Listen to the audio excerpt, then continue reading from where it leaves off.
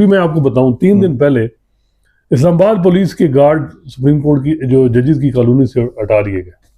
अच्छा, without permission.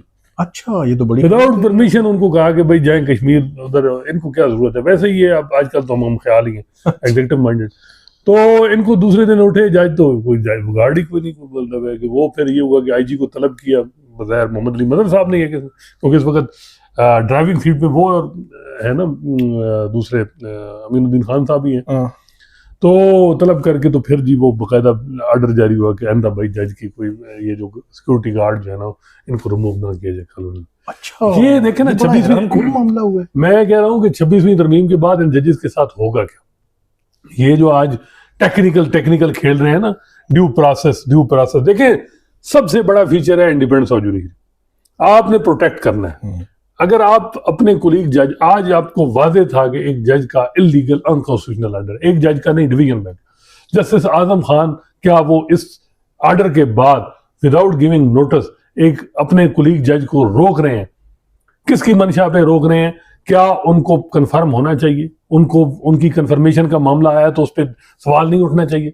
लेकिन मसला ये आ रहा है कि आज जैसे आप बात कर रहे थे सिंध हाई कोर्ट में ये केस लगा उनकी डिग्री का, जस्टिस इकबाल करोड़ो वो उम्मीदवार बनाए next chief justice Sindh high court. अच्छा, अब इतलात ये आ रही है कि वहां से जो जूनियर जज थे वो इंक्लाइन थे स्टे के, लेकिन वो अब उनको पता है कि सिंध हाई कोर्ट में जो है वो अगर चीफ जस्टिस जो है उनको अगर नाराज, यानी इकबाल कलोड़ो साहब अगर स्टे देते तो जस्टिस जहांगीरी एक नापसंदीदा इस वक्त जज हैं हुकूमत के, और हुकूमत अगर इकबाल कलोड़ो को सिंध हाई कोर्ट का चीफ जस्टिस नहीं बनती।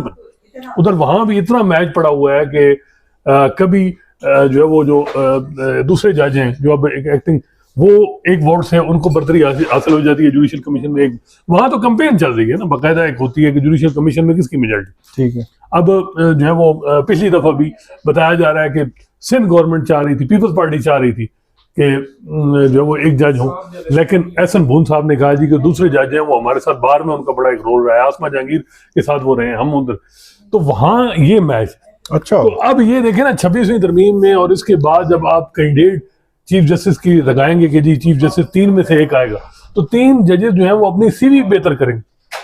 अगर आप इस वक्त हुकूमत आप हो और आपको कहा जाए कि भाई इसमें इन 3 जजेस में से कौन किसकी सीवी मजबूत है, तो आप कहेंगे कि जी इस वक्त मोहम्मद अली मदर साहब की सीवी बहुत जबरदस्त है, उनके फैसले जो 4-5 आए हैं वो बड़े, और आज भी जिस तरह का उन्होंने कंडक्ट।